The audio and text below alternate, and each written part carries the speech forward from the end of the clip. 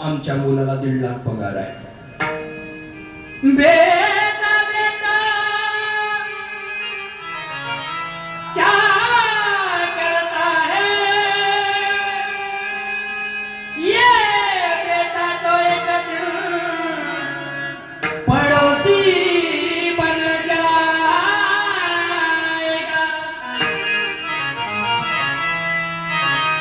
मुलगी मुलगी मुलगी मुलगी बेटी बेटी क्या करता है ये बेटी तो एक दिन ये जमाई ले जाएगा.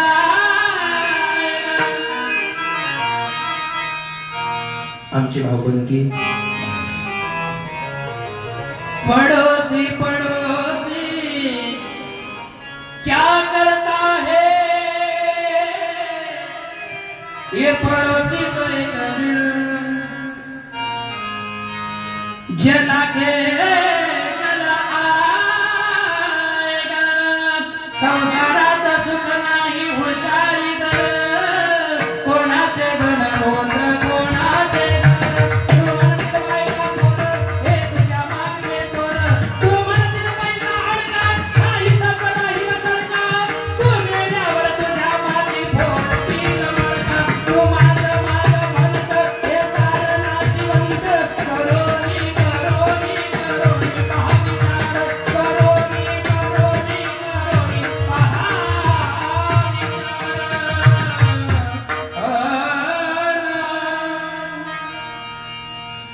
कोणीच कामात येणार नाही, कोणीच नाही. ना श्रीमंताची प्रिया पुत्र धन, ना बायको, ना मुलगा, ना धन, ना संपत्ती, ना पद, काहीच कामात येणार नाही. मग काय कामात येईल? नामचिंतन. मग आम्ही काय करा? अभंगाचं 3रं चरण.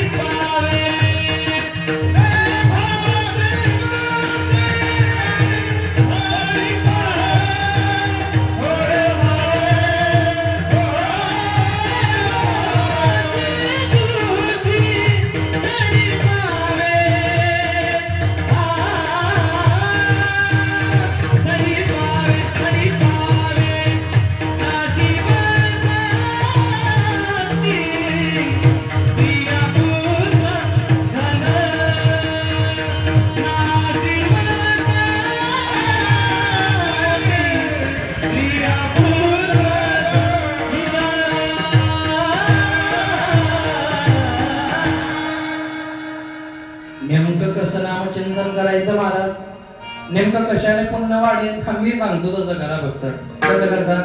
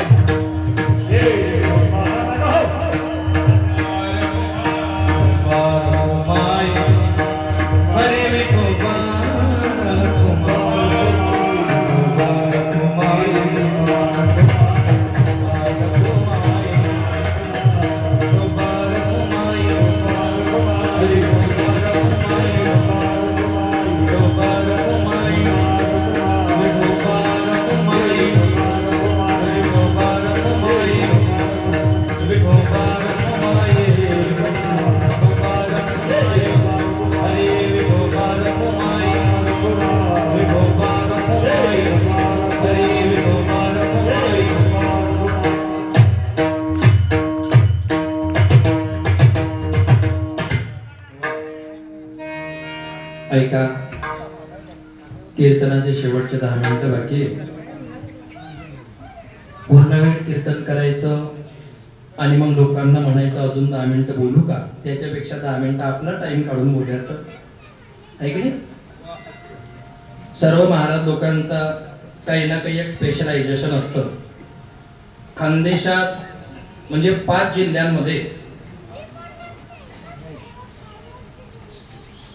ज्यांच्यासारखा काला कोणीच करू शकत नाही. एकच नाव काला म्हटला म्हणजे गोविंदजी महाराज. जसं नाव आहे, काल्याच्या प्रकरणात त्यांचा कोणी हात धरू शकत नाही, कोणीच नाही. तसं माझं स्पेशलायझेशन म्हणा. आता मुरलीधर बाबांनी सांगितलं, तुमचं काय खास आहे ते बोला. आपलं एकच खास आहे, सत्य सनातन हिंदू धर्म की जय. फालतू मत नाही करायची, आशयाला धरून बोलायचं. कथा कीर्तन झाल्याच्या नंतर लोकांच्या अंतःकरणामध्ये धर्माबद्दल भाव जागा झाला पाहिजे. त्याच्यासाठी पहिल्या दिवसाचं नामचिंतनाची जी सेवा आहे ही न घेण्याचं एक कारण असतं. मध्ये काही बोलता येतं, पण पहिल्या जागरातन शेवटचं हे 3 कीर्तन बांधिलकीचे असतात. त्याच्यामुळे सोडून टाकलं मी बांधिलकी. 5 मिनिटं घरी गेल्यावर विचार करता. हे लहानचं लेकरू आज कीर्तनात, लेकरू नाही मी, पण तुमच्या वयाच्या हिशोबाने लेकरूच आहे, की एवढ्या जोरात का बोलत असेल. रोज गाडीत बसलो का माझी आई मला हातात हात घेऊन सांगते, भाऊ 8 महिन्याचं बाळ आहे तुला, लोक चांगले नाही आहे, तू कमी बोलला तर चालणार नाही का? मग 10,000 दिवस जगण्यापेक्षा, 100 वर्षाचं आयुष्य पूर्ण जगण्यापेक्षा, शंड म्हणून जगण्यापेक्षा 10 वर्ष जगायचं, धर्माच्या कार्यामध्ये मरायचं. उद्या उठून तुम्हाला माहिती पडलं मनोज महाराज जंगावकर आपल्या गावाला पहिल्या दिवशी आले होते, त्यांना कोणीतरी गोळी काढून मारून टाकलं. कमीत कमी एवढा तर विचार करणार, साला कसावी होता, आपण धर्मासाठी बोलत होता. हे बोलण्यासाठी शंडपणा चालणार नाही, हे बोलण्यासाठी ठोण चालणार नाही, हे बोलण्यासाठी ढोंग चालणार नाही. याच्यासाठी पुराव्याशी बोलावं लागतं. 1947ला भारत पाकिस्तानची पाडणी झाली होती. इथं तर अजून बी ते खुशामती नाहीच आहे, पण जेव्हा तिकडे होते हिंदू, ज्यांना वाघा बॉर्डर पासून दिल्लीमध्ये घालण्यात आलं, 14,000 हिंदूंची कत्तल याच भारतामध्ये झाली होती. तुम्ही तेव्हा झोपले होते. 5 लाख काश्मीरी पंडितांना तुमच्या डोळ्यासमोर हाकललं. तुम्हाला सांगितलं उद्या उठून, नाही बाबा कोण आहे, चल तुझ्या घरात किती वर्षाची पोरगी आहे, 6 वर्षाची पोरगी आहे, ठेव तिला, निघ. आणि तुम्हाला निघावं लागेल. काय करणार? काय करणार तुम्ही? काहीच नाही करू शकत तुम्ही, हे मला माहिती. नपुंसक बाबर भारतात आला होता. नपुंसक होता तो, माणूस नव्हता तो, बाबर होता तो. बाबर नपुंसक होता तो. तुमच्याच भारतात आला, अफगाणिस्तानाच्या जंगलातून, तुमच्याच डोळ्यासमोर त्याने अभ्यास केला. हिंदूंचं दैवत कोण? राम. पाळ मंदिर पाडलं तर नाही, मस्जिद बांधली आणि ती मस्जिद तोडायला 500 वर्ष लागले. काय हिंदू तुम्ही? हे बोलल्यापुरतं नाही, टाकी आहे डोक्यामध्ये. हे शंडपणाचे काही लोकांना महाराज एवढं बोललेलं नाही पाहिजे, तो हिंदूच नाहीये. नागपूरमध्ये ज्यावेळेला बांगलादेशी घुसले होते, 100 हिंदूंच्या पोरांची कत्तल करून टाकली होती ना, तुमच्या घरात आज साप निघला ना तर तांडुकला सापडत. तुम्ही काय धर्माचं रक्षण करणार? काय करणार तुम्ही? नाही करू शकत तुम्ही. आणि बोलण्यापुरतं नाहीये. आम्ही जर स्वतःला धर्म परिवर्तक म्हणून घेत असू, समाज प्रबोधनकार म्हणून घेत असू, तर आम्हाला बोलावंच लागेल. आणि आम्ही बोलायचं तर मग कोणीच नाही बोलायचं. चाललंय ते बना शंकर. जुम्म्याच्या दिवशी एखाद्या मॉमेडियन माणसाच्या ज्याच्यावरती तुम्ही जा धुळ्याला, गाडीचं काम होतं 14,000चं, आणि तिकडे अजान झाली. त्याने सांगितलं महाराजजी, अगर तुमको 2 घंटे का टाइम होगा तो रुको, मैं नमाज पढ़ के आता. अरे 14,000चं काम 14,000 नाही, 14 लाख हो. आम्ही आमच्या कामापेक्षा आमच्या धर्माला महत्व देतो महाराज. म्हणून तुमच्या नंतर 1400 वर्षाच्या नंतर आलेला धर्म 56 देश करून तुमच्या तोंडावर असा खेळतोय, पण तुमच्या लक्षात दुनियेत नाहीये. तुमचं चाललंय ही जात ती जात, हा महाराज हा असा तो तसा, ही अशी ती तशी. आणि आमच्या पोरीने तर फार त्या गोष्टीमध्ये पातळी सोडून दिली. मी लाज शब्द वापरला असता, पण लाज वाटते त्या गोष्टींची. लक्ष देऊन एकदा पोरी हो, काय शिकायचं ते शिका, काय कपडे कसे घालायचे ते घाला, काय तुम्हाला तुमचं छोंड मिरवायचं ते मिरवा. पण आपल्यामुळे आपल्या धर्माची आणि आपल्या गावाची आणि सर्वात महत्वाची ज्याने जन्माला घातलं त्या देवासारख्या बापाची माझ्यामुळे समाजात मान खाली होणार नाही. फक्त एवढं तत्व या कलियुगात सांभाळा, दुसरं काहीच करू नका. एवढं सांभाळा. पुणे विद्यापीठामध्ये ते पोरं दाढी बिडी काढून मुजबीज काढून टीका बिका लावता आयटीत लपवतात. संपलं. माझा पेशा वकिलीचा असल्यामुळे मी या दोन गोष्टींमध्ये प्रखरतेने बोलतो. जळगाव कोर्टामध्ये एक मॅटर आलं होतं. सुंदरपट्टी गावाचं नाव आहे. कोर्टामध्ये जायला जरा उशीर झाला नाही. बुक्क्यावाला बाबा बसलेला होता. आता बुक्क्यावाला दिसला की अंतकरणात प्रेम जागवलं. म्हटलं बाबा जय हरी. त्याच्या बोलण्यामध्ये फार जडपणा होता. संपलं कीर्तन. जय हरी म्हणे. म्हटलं काय झालं? आमच्या 3 पिढ्यांमध्ये कोणी कोर्टात आलं नव्हतं म्हणे महाराज. पण आज या मुलीमुळे मला इथे यावं लागलं. मुलीमुळे एकच पोरगी बसलेली ती बी बुरका घातलेली. म्हणजे ही म्हणे हा उचल. सोनाली जाधव फाईल घेतली. रजिस्टर झालेलं आहे. कधीच रजिस्टर मॅरेज झालेलं आहे. मुलाचं नाव युसुफ सय्यद. एक नंबर. बेटा काय अडचण नाही. हे जाती धर्म आम्हाला नका शिकवू म्हणे महाराज. संविधानाने अधिकार दिलाय. मान्य आहे. काल तुझ्या हॉस्टेलची फी भरण्यासाठी 2 लाख रुपये उसने तुझ्या बापाने व्याजाने घेतले. त्या भरायला लावते. म्हणजे तुझ्या बापाने फाटलेलं बनियन घालून तुझ्या याच्यामध्ये 2000चा ड्रेस घालावा. तू आम्हाला धर्म शिकवणार का? तुझ्या बापा सांगलं काकाईला घरी घेऊन जातो मी. पण ती ऐकायलाच तयार नाही. आणि हे कायद्याने मान्य असल्यामुळे आम्हाला काही बोलता येत नाही. पीआय चौधरी साहेब होते आमचे. साहेबांना म्हटलं यावं थोडं. पीआय साहेब आले. म्हणे काय? म्हटलं असं मॅटर आहे. काळजी नका करा म्हणे. चल म्हणे बेटा तुझं लग्न आम्ही लावून देऊ. पोलीस स्टेशनला घेऊन गेले आणि त्या दिवशी रविवार होता आणि बोकडं कापलं होतं. मग रविवारी कोर्ट कसं उघडं राहतं? ई कोर्ट 12 महिने चालू राहतं. हे जे शिकलेले त्यांना विचारून गेला. ई कोर्टामध्ये जामीन केल्या जाते जरी सुट्टी असली तरी. सुप्रीम कोर्ट रात्री 3-3 वाजेपर्यंत काम करते. 5 वाजेला कोर्ट बंद होत नसतं.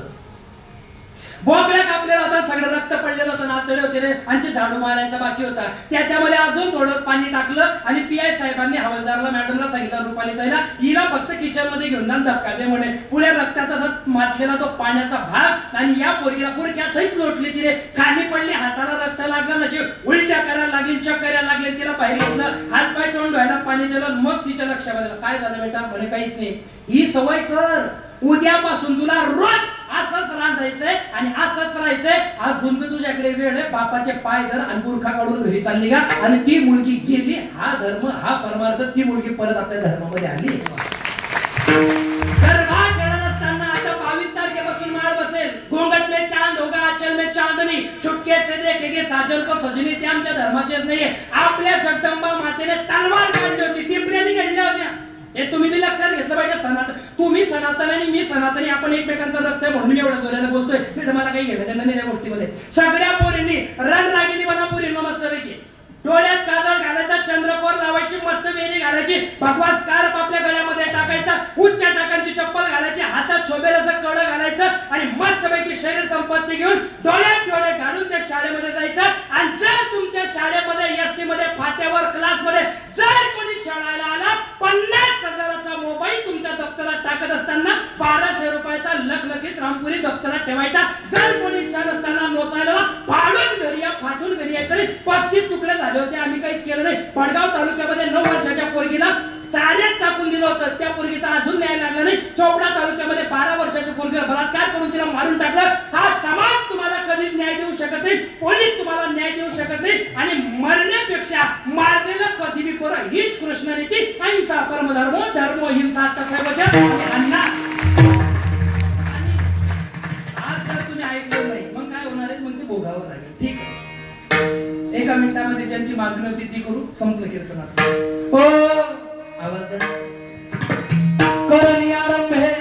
करणी आरंभे न मन जगत हंबे तपावर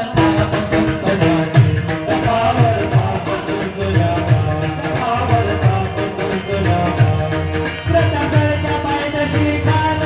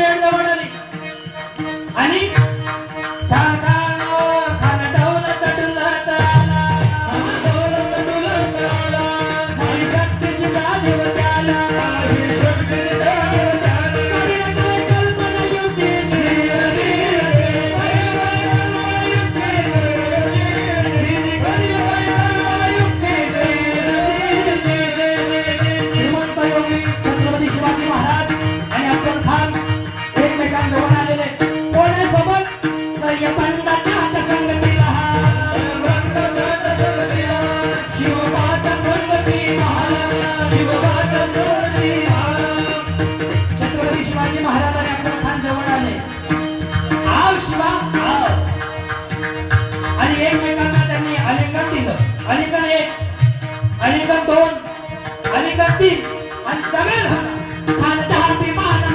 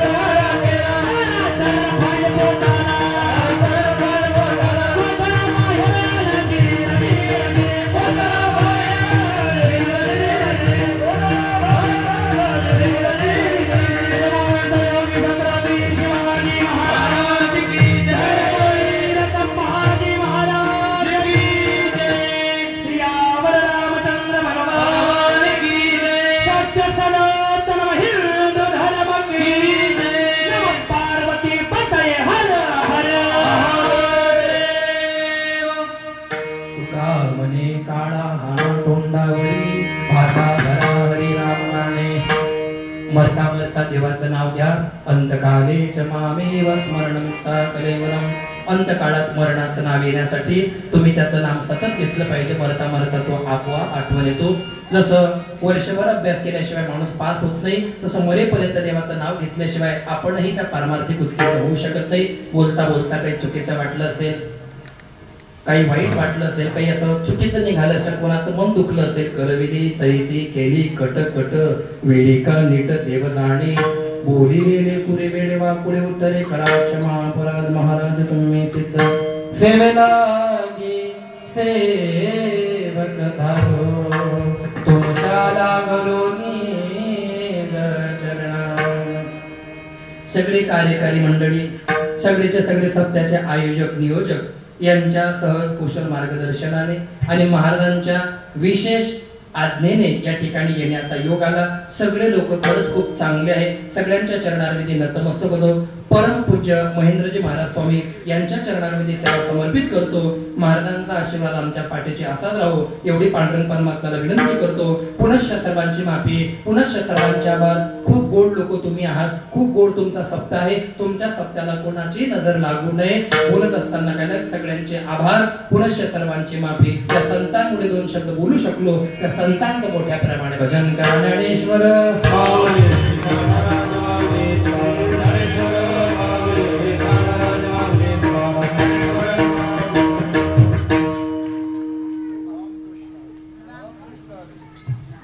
रामकृष्ण हरी.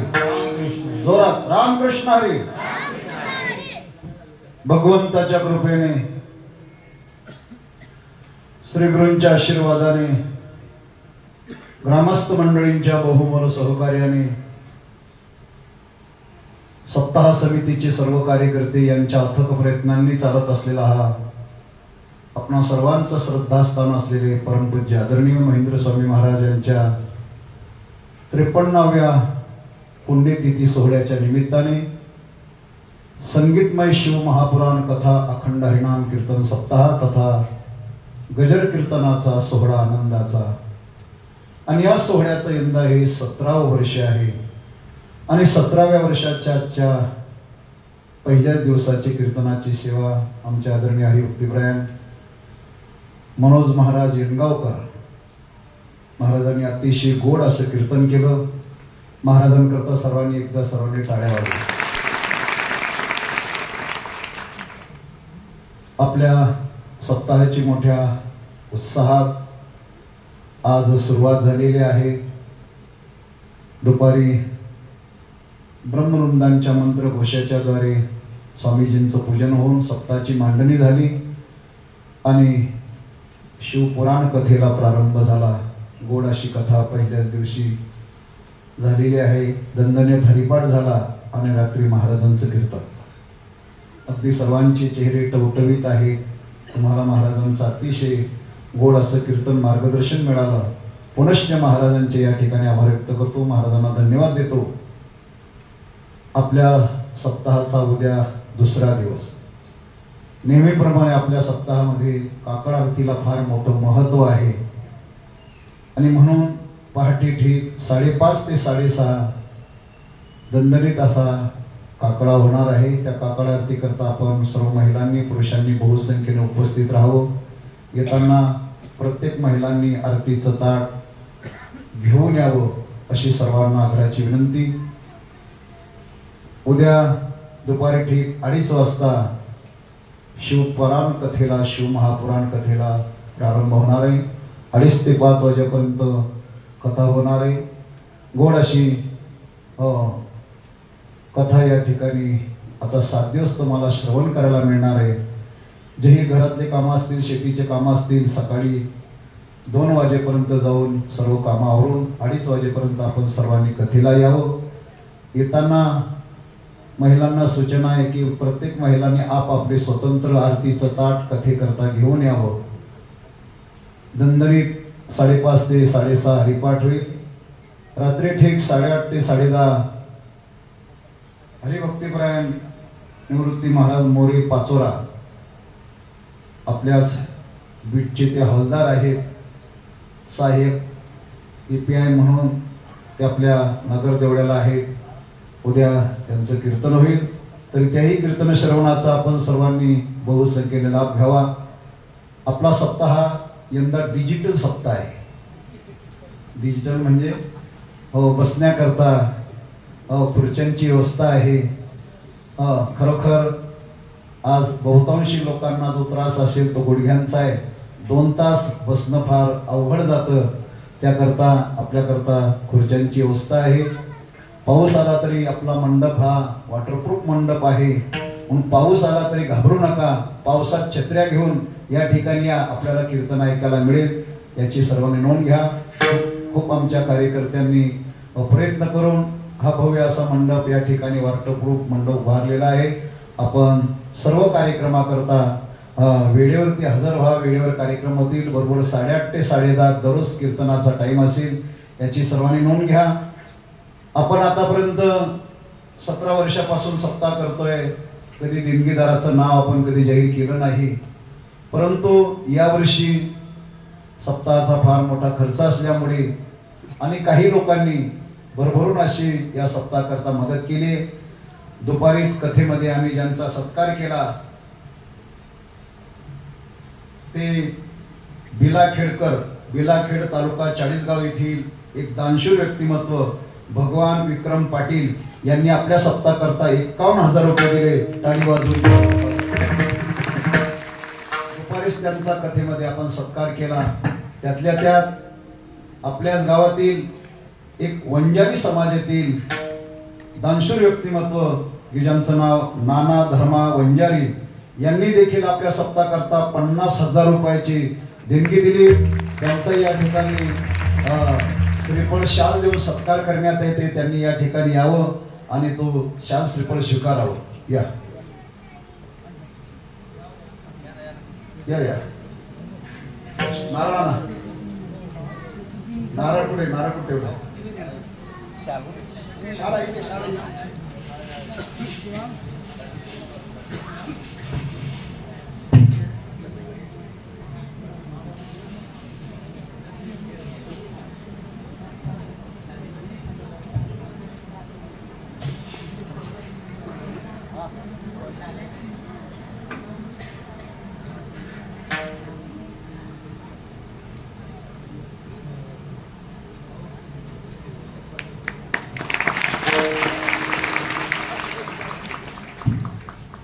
तसेच आपण 17 वर्षामध्ये यंदा नवीन पायंडा सुरू केलाय की येणारे कीर्तनकार महाराज त्यांची दक्षिणा आणि संध्याकाळचं भोजन एकाच व्यक्तीकडे असावं म्हणून आपल्या गावातील आमचे आदरणीय हरिभक्तीपरायण प्रदीप नरसिंहराव सोमवंशी आमचे प्रदेश सर यांनी आजच्या संध्याकाळचं संत भोजन घेतलं आणि महाराजांची कीर्तनाची दक्षिणाही घेतली.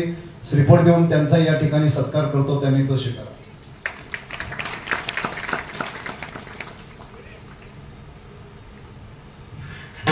महेंद्र स्वामी महाराज की जय.